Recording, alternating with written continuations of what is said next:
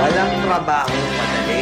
Wala kang karapatang maliitin yung trabaho ng iba. Yung iba sasabihin, gwardiya lang naman yan, rider lang naman yan, construction worker lang naman yan, gasoline boy lang naman yan, fast food crew worker lang naman yan.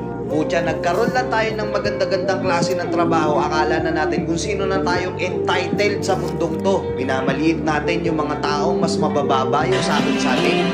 Pagkakaalam ko kasi, wala kang karapatang maliitin o matahin yung trabaho ng iba hanggat nagtatrabaho sila ng marangal. Walang trabahong madali. Lahat nagdadaan sa hirap. Lahat nagsasakripisyo.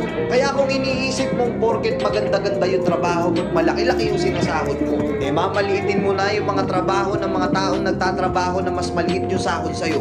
Mag-isip-isip ka.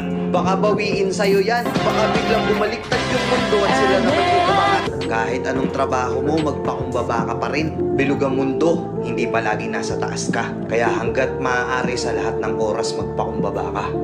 Diba? May kilala pa kayong ganito? Minsan na rin pa kayong nilait ng mga ganitong klaseng tao?